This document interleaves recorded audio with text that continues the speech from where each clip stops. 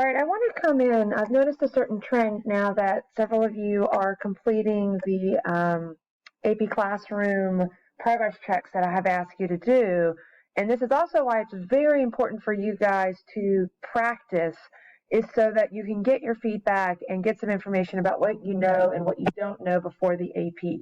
So I did want to come in and talk about this. This is number 2B in FRQA in Unit 6.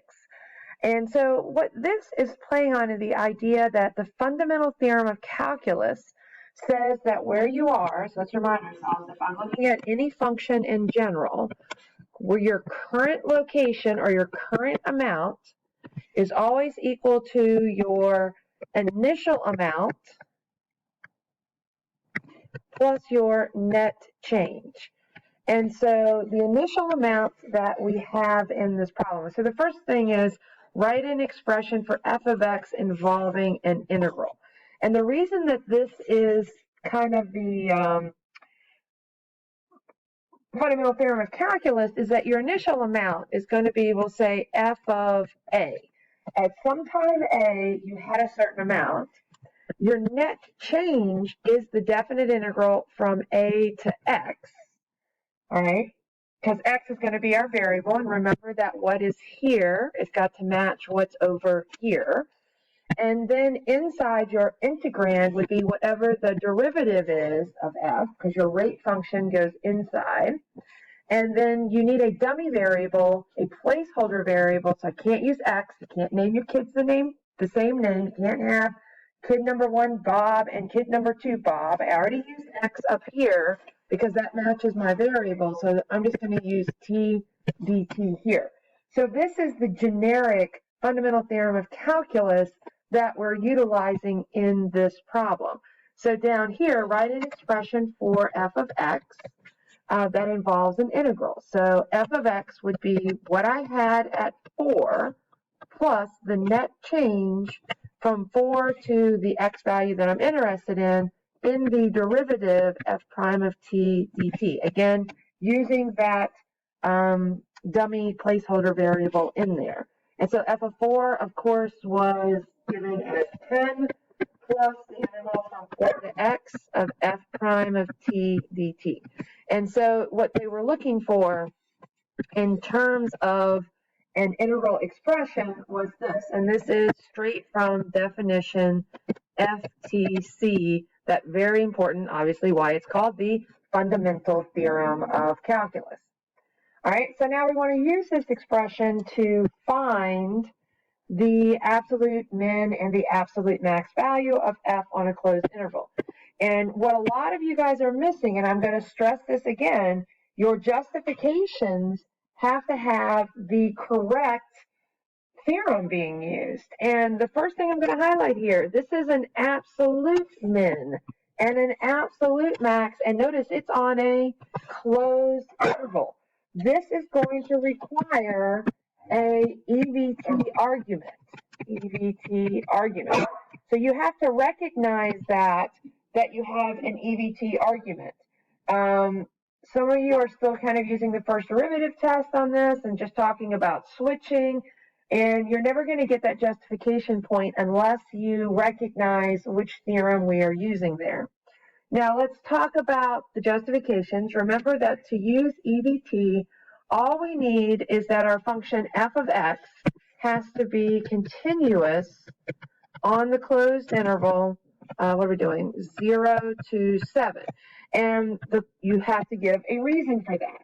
Now, my reason is what they gave me up here was that I have this f prime of x given, this picture of f prime of x. And clearly, from this graph that they gave me of f prime is a continuous function on 0 to 7. So f prime is continuous on 0 to 7.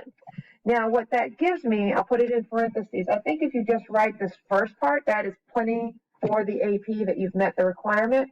But what that gives me is f prime continuous means f is differentiable, which also means f is continuous. That's the kind of string of what our justification is. But I'm pretty sure that if you only write the first part, not what's in the parentheses, you would get credit for that on the AP. All right. So, and the whole point of me checking that is I can conclude, so EVT applies. And you don't have to say this, but what we're meaning by saying EVT applies is that we know that the absolute max and the absolute min must exist. And we also know that they are either going to be at endpoints or at critical points where the derivative is equal to 0. So in terms of the work that you're going to show, let's change this to green here. So you do have to have supporting work on your paper. So they're going to be looking for things like, you want to know when f prime of x is equal to 0, because that's where you're going to get your critical points. You don't have to name them as critical points, but you have to address that you looked at those. And those are going to be at x equal to 1, 4, 6, and 7 from up there.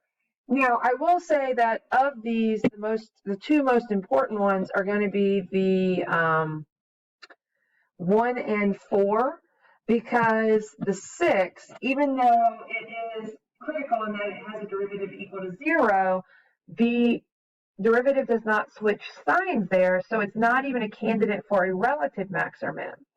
So I definitely know that the 6, you can put it in the chart, and I always just put it in there, but it's not necessary to have the 6 in the chart. They actually are like, hey, you identified 1 and 4 as quote-unquote critical points, relative maxes and min candidates that are in the interval. When you are setting up your chart then for showing your evidence of finding the absolute max and min, we're going to do x, we're going to do f of x, and we definitely need to have in the chart the beginning and end of the interval, because you have to consider your endpoints, and then you also have to consider 1 and 4. Now, you could also throw 6 in there, but they don't really care whether 6 is there or not, because we can tell that there was no sign switching. It's not even a relative max or min, and it's not an endpoint, so 6 is pretty much out of the running. But if you put it in, that's fine. They don't really care. All right, now what we know here is we need these values for f of x. Now we know f of 4 is 10, so we can go ahead and we can fill that in.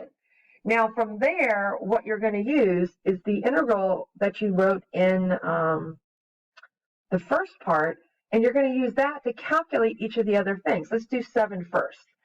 So f of 7 is going to equal 10 plus the integral from 4 to 7 of f prime of t dt.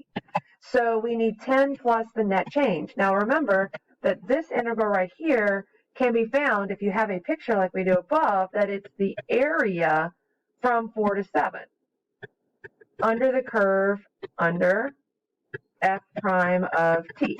So we can look up there and take a look at it, and our graph, let's see, from 4 to 7, we have an area of 3 and an area of 1.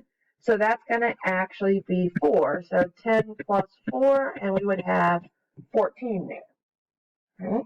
Now let's look at working backwards. So now going backwards, we're still going to use the same formula. F of 1 is going to equal 10 plus the net change from 4 to 1 of f prime of t dt. Now what's interesting about this one, and that's okay about reversing, that reversing, when your bounds on your integral are in reverse order, not going smallest to largest, what we know is that when we back up or rewind, we do the opposite of what had happened before.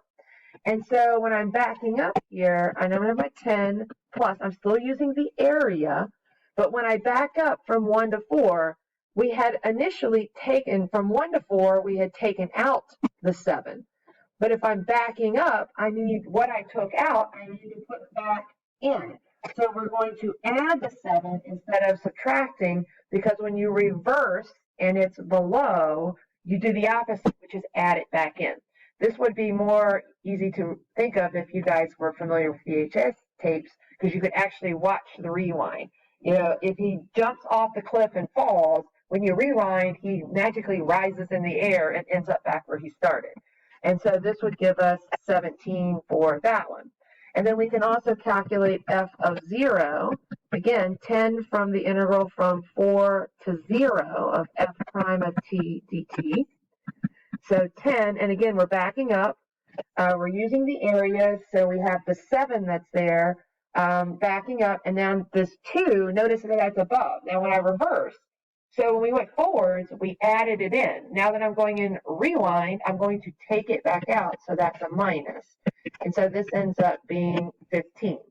And then from that point, what you're going to do is you're going to then say, oh, okay, what's the largest, what's the smallest? So basically, I'm going to go in here and be like, the largest is, what is the largest? 17. And the smallest is 10. So to answer the question, the absolute max value is 17 at x equal to 1, and the absolute min value is 10 at x equal to 4. All right, so that kind of hopefully gives you a little bit more clarity on the fundamental theorem of calculus for this. I'm also going to pause. I'm going to go get part D of this as well, because I think that kind of tied into this problem. So I do want to talk about that as well. All right, so taking a look at D, it was basically a U substitution problem. Hopefully we recognize from the chain rule where we have an inside function of g of x. So the first thing I'm going to do to evaluate this definite integrals, I'm going to let u equal g of x.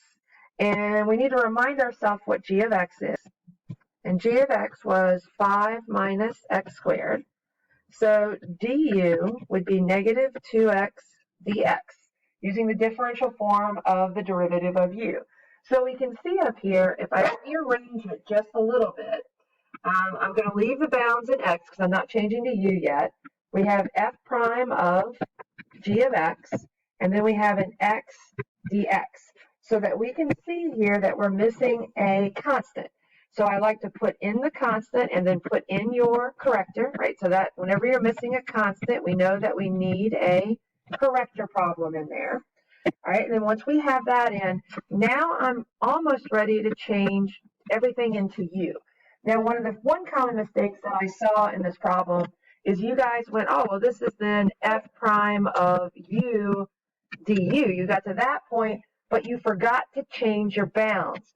The minute that you change your variable in your integrand to u, then you have to also change your bounds. So we have to take the x equal to 1 and figure out what u is, 5 minus 1 squared, or 4. The 4 is what's going to go there. And then x equal to 2, u equals 5 minus 2 squared, which is 1, and that's going to be 1 there. And so that got us to that point right there.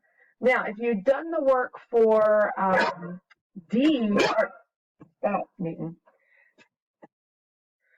All right, and then so from that point right there, now we're ready to calculate. Now, there's actually two ways to do this problem with the given information. All right, one way is to do the fundamental theorem of calculus, to know that this is negative 1/2 your antiderivative f of u evaluated from 4 to 1, which would then become negative 1/2 of f of 1 minus f of 4. And if you had done part B above, then we could pull f of 1, which was 17, minus f of 4, which was 10, and that would give us our negative 7/2. That is our correct answer. But if you didn't have part B, you could have still done this problem, because we could have used the area under f prime of t above in order to do the problem, right? The variable, the placeholder variable doesn't matter. We're still doing the area from 4 to 1. So if I'm doing the area calculation, so negative 1/2 from 4 to 1, and remember that you have to go backwards. So from 4 to 1, it would be a negative 7 because, positive 7, because when you go backwards, it would have been negative going forwards, but positive going backwards. So it would end up being here, negative 1/2 times positive 7, which is also negative 7/2. All right, so that gives you hopefully a good overview of the FRQA that we have done. Please see me or contact me if you have any more questions.